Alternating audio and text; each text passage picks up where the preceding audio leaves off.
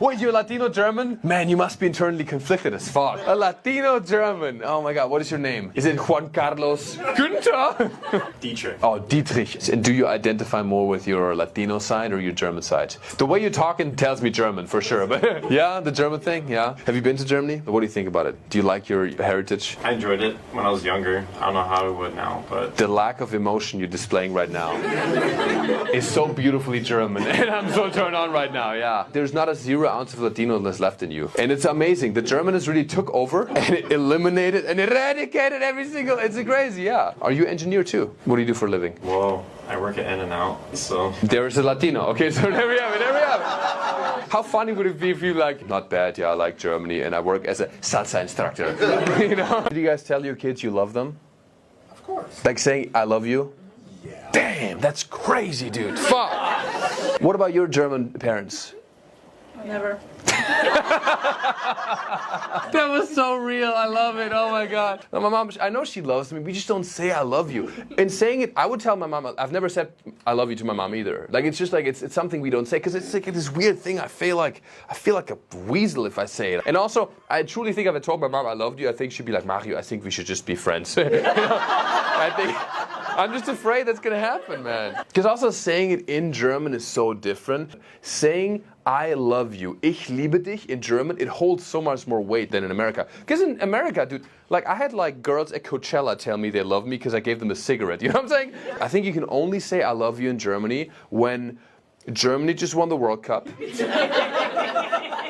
You're both drunk, yeah? Germany won by 7 goals against Brazil. By 6, okay, fuck. And the person you're talking to has just been diagnosed with terminal cancer. Then and only then, you can look at them, say, ich liebe dich, look away, and never talk about it again. I think that's how I go. My wife is learning German right now on Duolingo. She learned one sentence. She learned, Die Eule spielt jeden Tag Schach, which means the owl plays chess every day. And she's been going around Germany very successfully. My mom is also tough because my wife, she wants to impress my mom with the German skills and stuff. My wife is over and we're having a nice dinner. My mom cooked for us. My wife, very sweet, she wanted to say thank you. So she goes up to my mom, Heike, danke schön. And my mom, she was like, Hä? My wife was like, danke.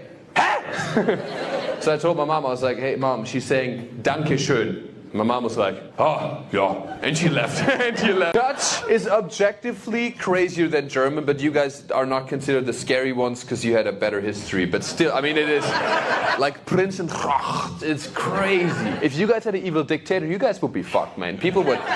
Germans like this, we talk like this, you know, we're pretty strict. We sound like we have a butt plug in or something. Like, oh, the Germans, no. But you guys are just like straight up spitting at people. No.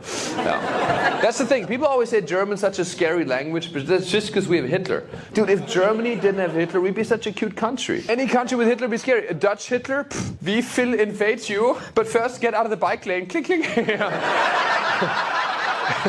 You said you were from Holland? Why do you speak French so well?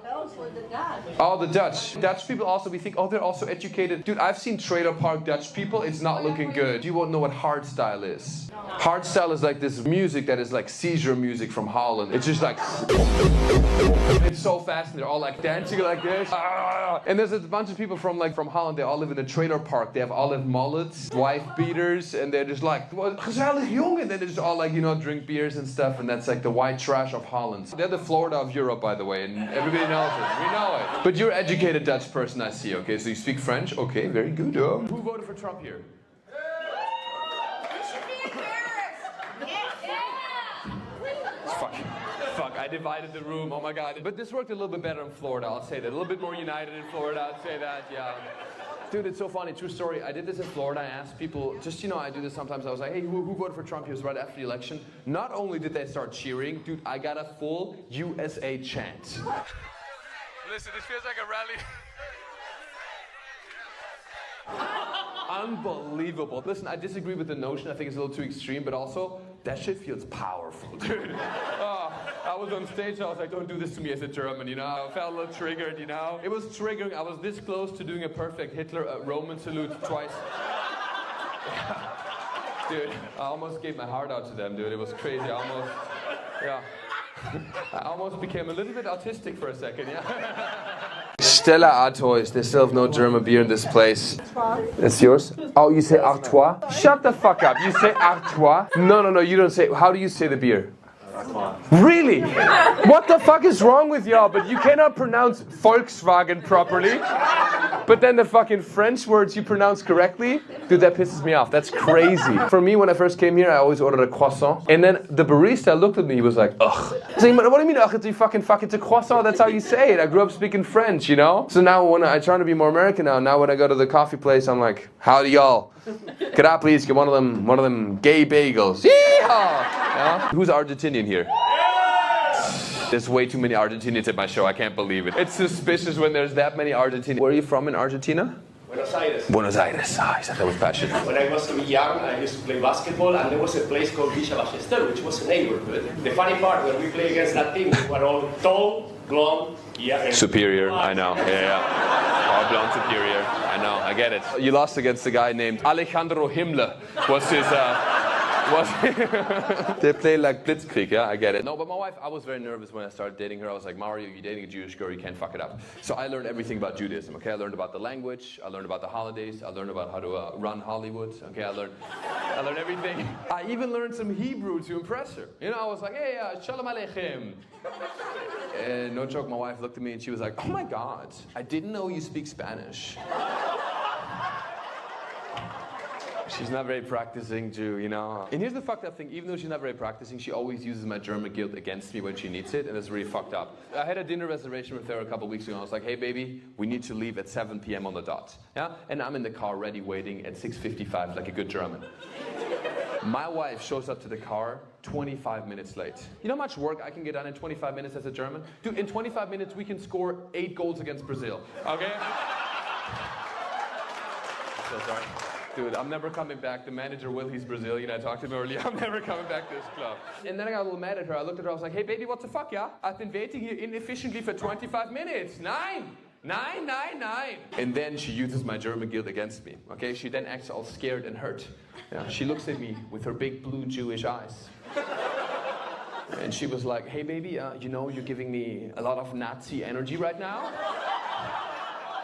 I can't do anything, man. Just got me by the balls. European fairy tales are so dark. The Little Mermaid. She's singing and then she can't speak anymore, goes on land. The prince falls in love with her and everything is happily ever after. They defeat the sea witch, everything is happy. So now in the European version, this is what happens. The Little Mermaid goes to Ursula and she goes, yo, I'd like to go on land. And then Ursula is like, okay, we can make that happen. The only thing we have to do is cut your tongue out with a knife. So she cuts the tongue off with a knife, right? And it's very hurtful. And then she grows legs and then she goes on land, right? But it's not like she can just walk like a normal person. No, she's basically a cripple. So she walks on land and every step she takes, it's like 1,000 knives stabbing her leg. This is what it says verbatim in the story. And then she goes and meets the prince to seduce him so he can fall in love with her and everything's happily ever after. And when she meets the prince looks at her and she goes, nah, I'm good. Rejects her, and then at the end of the story, she jumps off a cliff, turns into sea foam, and dies. And that is the end of the story. And I think it's such a beautiful story because it teaches kids a lesson that you should not dream and have dreams and go somewhere else. No, you stay in your lane, you do engineering in Germany, and you are a good boy. What comes between fear and sex?